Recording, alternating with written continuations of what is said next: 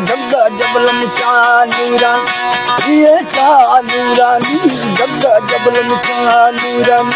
तुम्हें लाल लसन, तुम्हें लाल लसन, तुम्हें लाल लसन, तुम्हें लाल लसन। जानी ये चानूरानी गंगा जबलम चानूरम, ये चानूरानी गंगा जबलम चानूरम।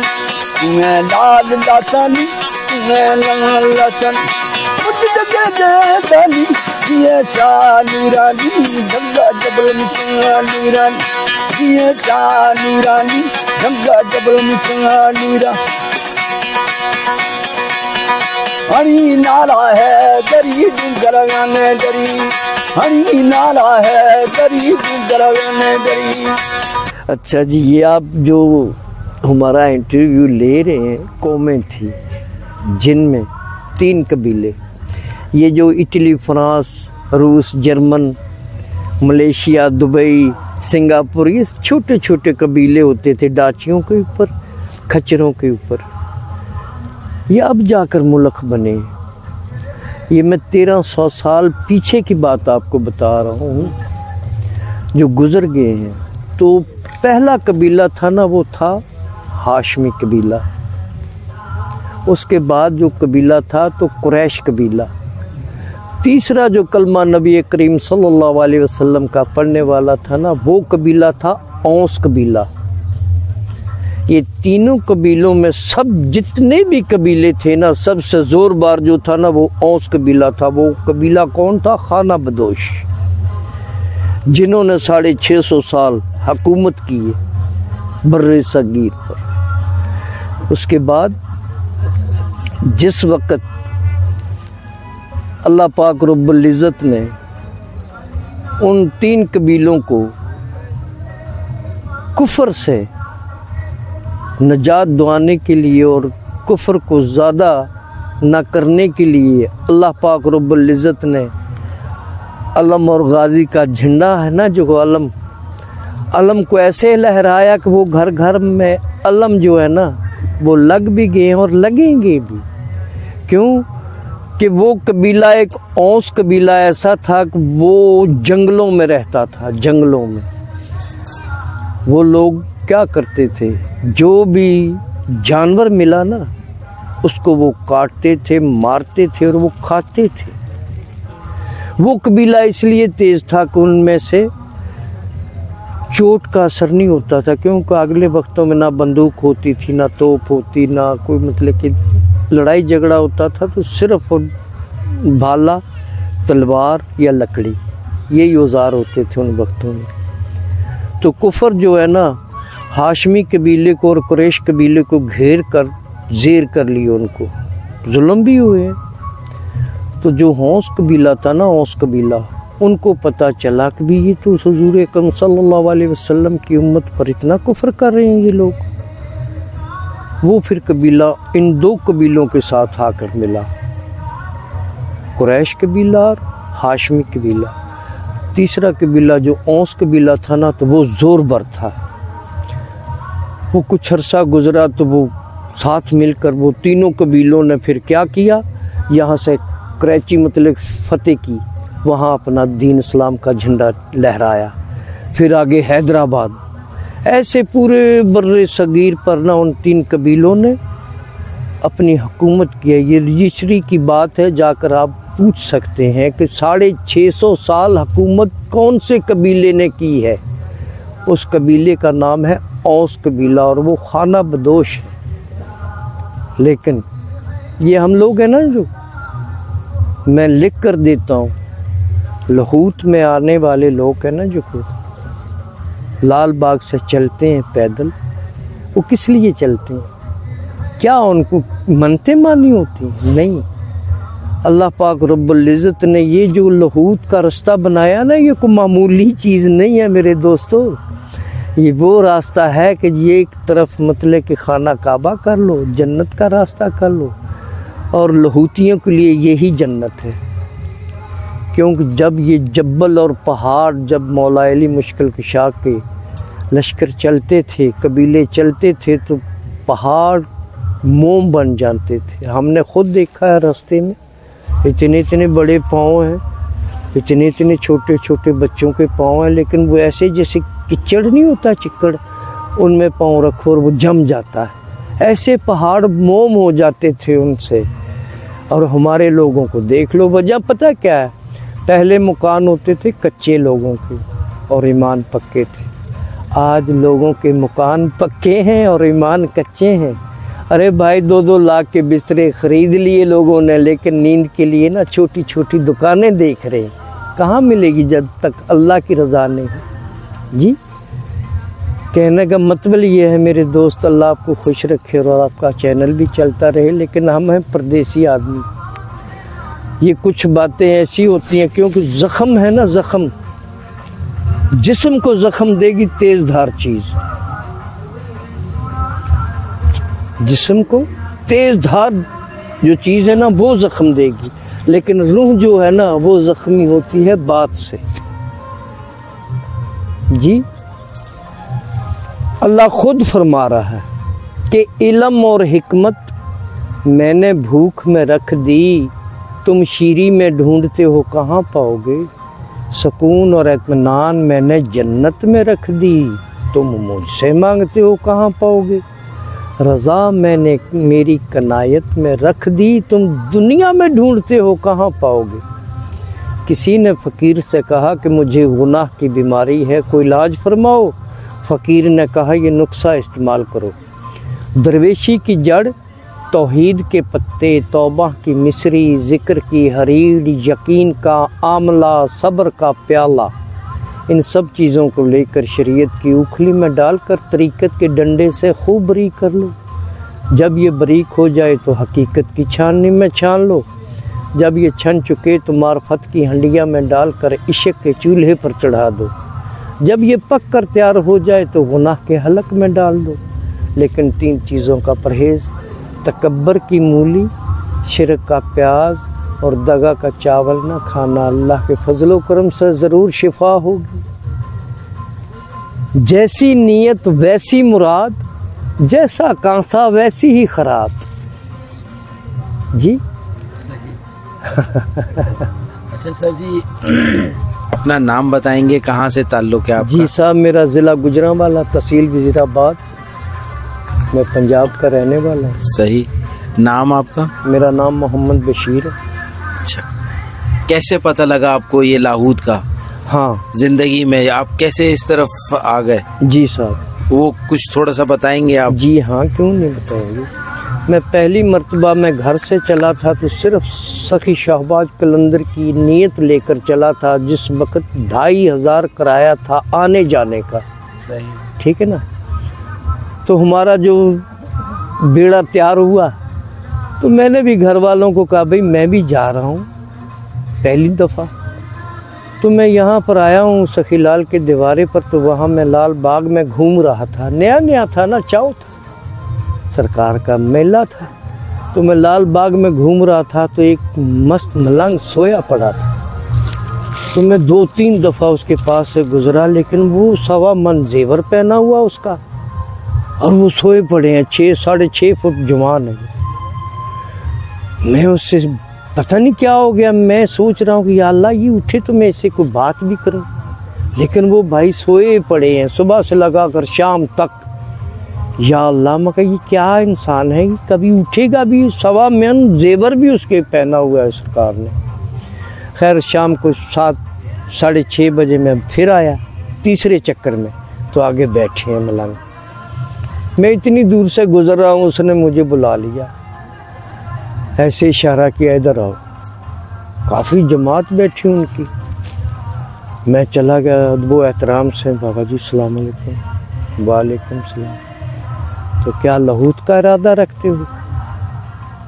जी नहीं साहब, मगर मेरे बड़े हैं ना, वो तो लाहौद करते हैं आज से 40 साल पहले, लेकिन मैं तो नहीं। दिल में सोच के आया कि मैं लाहौद पर जाऊंगा और यहीं तक मेरा इरादा है, घर से भी मगर यहीं तक मैं बता कर आया हूँ। तो आप जाना चाहते हैं? सरकार मेरे पास खर्चा ही नहीं है तो मैं कहाँ जाऊँगा? लाहौद करना कोई आसान तो नहीं है। मेरे पास 2000 थे, वो मैंने खर्च कर दिए बच्चों के लिए, मालें ले ली, चीज़ें ले ली, 3 दिन में खर्च हो गए। मेरे पास तो 500 रुपया जो सिरगिटे में लूँगा, जाती दफ़ा भाई पीता जाऊँगा। उसने कहा अगर तुम जाना चाहो तो बताओ। पता नहीं अल्लाह ने क्या मेरे मन में डाला जी, मैं कहा अगर अखराजात मेरे पूरे हों तो मैं जाऊँगा इंशाल्लाह। तो ठीक है, बस देर ना लगाना, जाओ। बस उन फ़कीर ने यही कहा, मैं चल पड़ा। वो आगे चिंची खड़ी थी, वो सिंधी थे, बरोई थे ड्राइवर। वो जहाज़ अड्डा भाई, मगा मैं भी चलता हूँ, रुको मगा। वो भाईजान अगली सीट फुल 3 आदमी बैठे हैं और पिछली सीट है ना जो, यकीन करो खुदा गवाह, मैं भाग कर चढ़ा तो आगे सीट पर 6 नोट 5-5 हज़ार के पड़े हैं भाई, कोई सवारी भी नहीं है। मैंने देखा ये क्या है, मैं कहा ये नकली है। मैंने उठाई, मैंने देखा भाई ये तो असली है। मैंने देखा उधर उधर कोई भी नहीं, रिक्शा चल गया।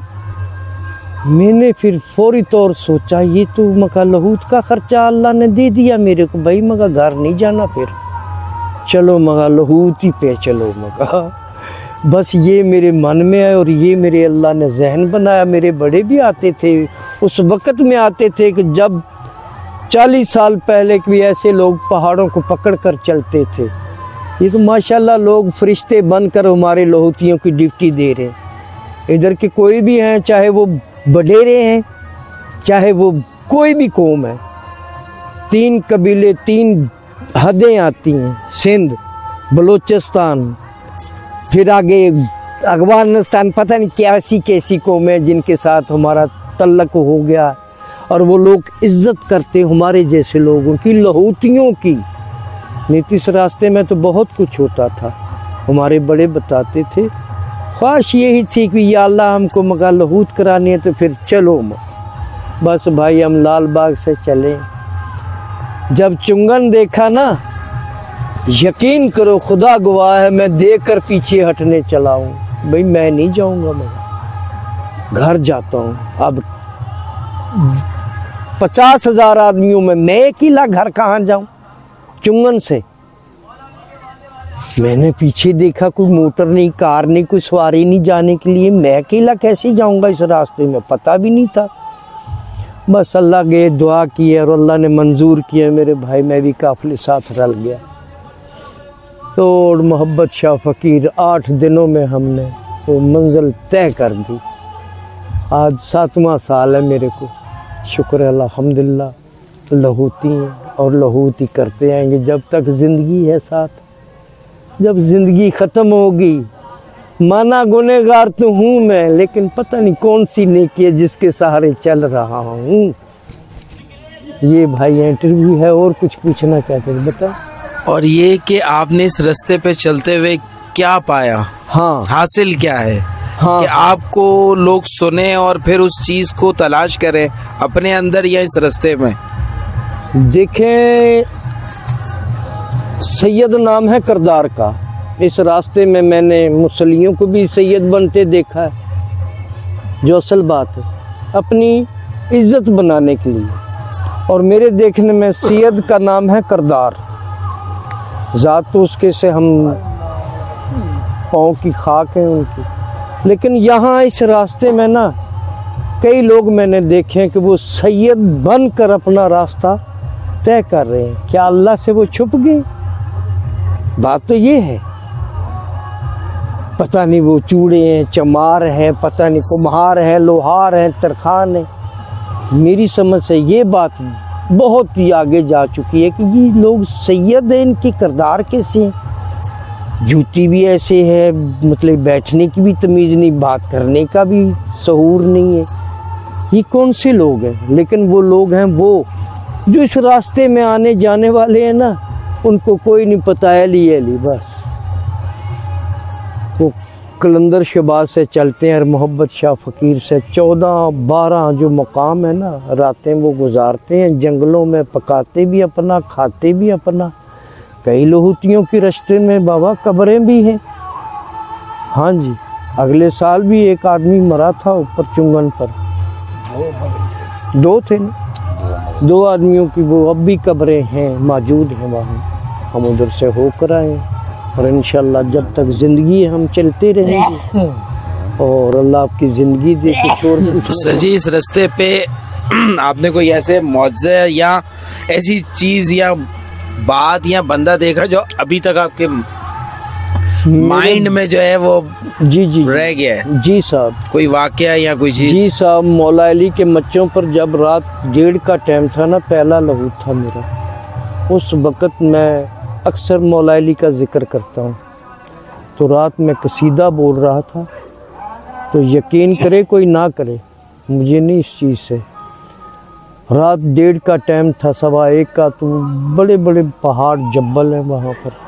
तो कसीदा मैं बोल रहा था तो बुलंद आवाज़ थी बाबा, चांदनी रात थी।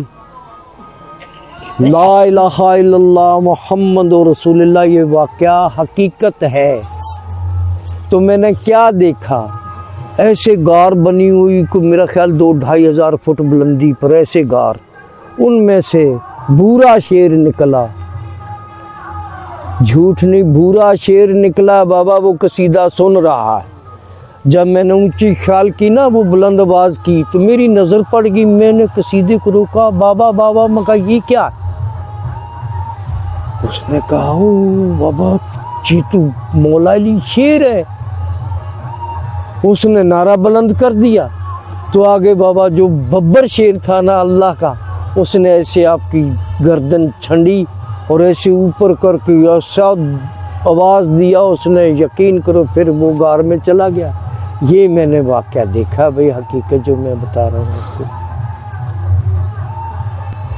क्योंकि मैंने सुना है रानी के पहाड़ों पे अक्सर जो है वो शेर लोगों को दिखता है, ठीक है, और लोग इस पे यकीन नहीं करते। मैंने खुद तो नहीं देखा भाई, मगर मैंने ऐसे कई लोगों से सुना है, जिन्होंने भाई मैंने देखा नहीं, जैसे आपने देखा ना, इसी तरह मैंने दूसरे लोगों से भी उन्होंने बताया कि हमने काला शेर देखा। आपने जैसे बताया ब्राउन शेर देखा। जी साहब, ब्राउन इतनी जत भाई लगी हुई है, ऐसे इतनी मोटी गर्दन। एक बार हम इधर आए थे तो हम इधर नहाने के लिए गए।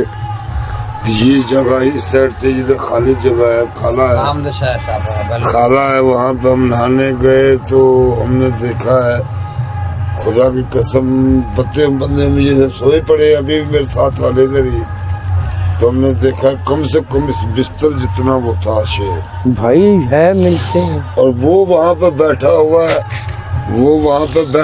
है, हम वहाँ पे नहा रहे हैं, हमारे को पता ही नहीं है कि यहाँ इसे इसमें पत्थरों के अंदर शेर बैठा हुआ है। जब हम सारे नहा लिए, फिर कोई देख रहा है कि यार ये क्या चीज है, फिर एक दूसरे को हम बता रहे कि यार ये हरण है। फिर देखिए यार ये हरण तो नहीं है, इसके तो बड़े बड़े बाल है।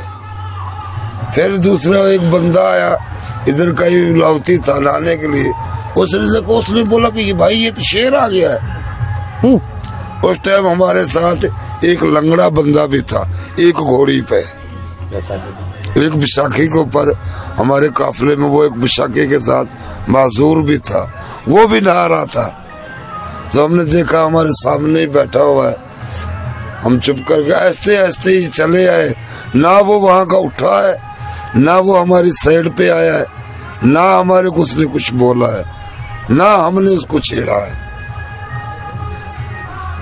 क्या छेड़ना? जानवरों की तो भाई बात करे नहीं, क्योंकि जानवर तो इस रास्ते में है ही है। लेकिन वो मालिकों का, मौला अली का, उससे वादा हुआ है कि जितने दिन मेरे लाउती टपेंगे उतने दिन हरन नजर आते हैं। कुछ भी हमारे को वेग नहीं कर हरन हमने कई दफा, ये कीड़ी मकोड़ा है ना, हमारे को ये भी नहीं काटता है। चाहे मकोड़ों में, कीड़ियों में बिस्तर लगा लेंगे, वो वाकया देखा, सो जाएंगे, कुछ भी हमारे को। तीसरे लहूत में मैंने एक और भी वाकया देखा चुंगन पर। वो क्या देखा जी, हमको 25 आदमियों का काफिला था, तो रात का टाइम था, 10 साढ़े 8 गर्मियों का दिन था। तो हम सोए पड़े, हारे, थके, मरे, टूटे हुए। हो तो आधी रात को आ रहे हैं जनाब, क्या दोनों टांगे नहीं उसकी, आदमी उसकी दोनों टांगे नहीं है, और यहाँ पर उसके ना लैट लगी हुई मत्थे पर। वो ऐसे आ रहा है, मैं वो देखा सुना ये किस चीज़ की आवाज़, ठक ठक ठक। उसके हाथ में 2 फटियाँ और टायर सा उसे बांधा हुआ और दोनों लाते नहीं हैं, और वो लहूतियों के साथ लहूत कर रहा है। हम सब सोए पड़े हारे थके। मैंने देखा ये क्या चीज़ है, छोटी सी मकान, लाइट भी लगी है। मैं डर गया, अकेला वो आ रहा है। जब 100-150 कदम आ गया ना वो, मैं भाई खौफ खा गया, या अल्लाह मका ये क्या चीज़ है, छोटी सी चल रही है मका ये। हाँ, लाइट उसके माथे पर लगी भाई, बैटरी सी। मैं देखा, मैं साथ वाले को उठाया, हो भाई मका ये क्या चीज़ है, डर गया मैं। उसने भी देखा कि या अल्लाह ये क्या छोटी सी चीज़ आ रही है। तो खैर ऐसी बातें होती भाई, चलेगी जनाब। तो वो आ गए हमारे पास, गुजरने वाला तो मैं भागा, बोतल एक पानी थी वो भी उठाई मैंने। मगर यार ये तो मजदूर आदमी, वो बोतल उठाकर मैं उसके पास गया। इतनी दाढ़ी सिंधी वो था, तो वो फरिश्ता ही। लेकिन बाबा जब मैं उसके पास गया बोतल लेकर पानी की, मैंने क्या बाबा पीर फकीर या अली मदद, अस्सलाम वालेकुम। वो आगे से जवाब दिया वालेकुम सलाम। बाबा मका पानी भी है मेरे पास। बाबा मका आप माजूर हैं, बैठो मेरे कंधे पर, मैं आपको छोड़ आता हूँ आगे तक। वो हंसने लग गया, बेटा मैं लाल बाग से यहाँ तक आ गया हूँ तो मैं अगली भी मंजिल कर सकता हूँ, आप अपना ख्याल करें। वो बाबा हमारे से ये लफाज कह के साथ गुजर गया, इतनी दूर चला गया वो अकेला। मैं अब आदमियों को कह रहा हूँ उठो मगर बेघर, तो क्या है ये, अल्लाह का करिश्मा नहीं है, उठो मगर चलो। वो बाबा देखा ना जा रहा है, वो सबको मैंने उठाया, तुम्हारे को क्या हो गया? मगर वो देखो इंसान जिसकी दोनों टांगे नहीं है, वो लहूत कर रहा है, हम टांगों वाले सोए पड़े, उठो मगर इसके साथ ही चलेंगे। वो 18-20 आदमी का काफिला, सब हैरान हो गया, हाँ यार ये तो बात सही है। हम भी चलना शुरू हो गए भाई। वो बस इधर वो गेट तक ही, सरकार के मुजार तक ही गया, ना वो नजर आया ना हमको पूरे लहूत के रास्ते में मिला। तो ये क्या अल्लाह का करिश्मा ही है। तो कहने का मतलब ये कि इस रास्ते में क्या नहीं मिलता है, अकीदा अंदर से होना चाहिए इंसान का, सब कुछ मिलता है। अब इधर माई रोही पर वो छोटी छोटी ढेरी बनी होती हैं पत्थरों की, लोग बनाते हैं वहाँ। तो मैंने पूछा यार मैं कहा ये क्या बना रहे हो तुम? उन्होंने कहा भाई जिसके पास घर नहीं है अपना जाती, वो ये छोटा सा ढेर लगा लो पत्थरों का और अल्लाह पाक घर बना देगा। तो भाई यकीन करना मैंने 3 ढेर लगा दिए खुदा की कसम। अब यार यकीन तो इस बात पर आ रहा है कि या अल्लाह तू किस राह से दे देता है, इनायत कर देता है इंसानों को। भाईजान मेरे पास मेरी औकात नहीं थी कि मैं बाथरूम या लैटरीन या कोई गुसल खाना ही बना लूँ। अब अल्लाह का इतना शुक्र है कि घर में बिजली भी लगी, मीटर भी लगे, पक्के मकान है, 3 ही मकान है। ये हकीकत मैं आपको कह रहा हूँ, झूठ नहीं। मैं इस बात पर हैरान हूँ कि यार मैं चौथा भी कर देता तो शायद वो भी हो जाता। अब मैंने पिछले लहूत में आया तो मेरा बेटा है, उसके लिए मैंने दुआ की या अल्लाह मका इसका भी घर नहीं है, झूठ तो नहीं मैं बोल रहा हूँ, इसको भी ना तो दे दे अल्लाह मका। उसकी भी डेरी लगाई भाई, अब 5 मरले उसने भी खरीद ली, घर भी अल्लाह बना देगा। अकीदा है ना, इस मंजिल में अकीदा है सबसे बड़ी बात। क्या आपको बताएं कि इसमें क्या मिला और क्या नहीं मिला, आपको इतनी ड्यूटी देते हुए आपको तो पता होना। अच्छा सर जी, जाती सवाल लाहौत से पहले क्या क्या तैयारी करते हैं आप? हाँ, क्या क्या जो है लोगों से मिलते हैं या घर वालों को बोलते हैं? हाँ जी। कितना अमाउंट या क्या क्या सामान लेके चलते हैं? सबसे पहले तो हमारे पास होता है कफन, ये जो मैं हमारे पास पड़ा है, ये देखो। बस ठीक है सर। ये कफन होता है, लहूतियों की ये निशानी है। सही। पहले नंबर हम ये खरीदते हैं। सही, कफन पहले। जी साहब। दूसरे नंबर अपना सौदा ज़मीर, नहीं होगा लहूत के रास्ते में, चाहे कुछ भी हो जाए। खरीदने वाले बहुत हैं लेकिन बिकता नहीं। असल जो लहूती है वो बिकेगा नहीं। मजबूरी भूख हो बिल्कुल बर्दाश्त कर लेगा। यकीन करो सही। ये लड़का है ना, ये सब लोग गुहा है, इसको पता ही नहीं है रास्ते का। बिल्कुल पता नहीं इसको रास्ते। ये घर से चला लाहौर से, इसके पास 10 रुपए भी नहीं है। सही। 10 रुपए नहीं थे। कम वखेरे विखाई जांदा है, कम लाज आए कम वखेरे विखाई जांदा है। ऐली ऐली मुँह कह के थोड़ी जी मिट्टी लके, ऐली ऐली मुँह कह के थोड़ी जी मिट्टी लके। हथ नाल जानी तांदे घर ये बनाई जांदा कम लाज आए कम वखेरे विखाई जांदा हूँ बेचे भावे कोल रखे तेनू कादा पाला साडा बहलाल खुद मर्जियां वाला अपने हिस्से दिए ता बेच बेच खाई जांदा कम लाज आए कम वखेरे विखाई जांदा ऐली मुँह कह के थोड़ी जी मिट्टी लके, ऐली ऐली मुँह कह के थोड़ी जी मिट्टी लके। हथ नाल जानी तांदे घर यो बनाई जांदा कम लाज आए है कम वखेरे विखाई जांदा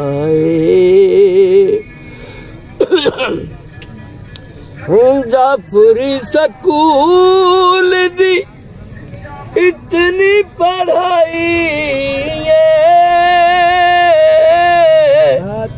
जिन्ना बंदियां ने बीबी ज़हरा रुआई उना बंदियां ते साथू लानता पवाई जाना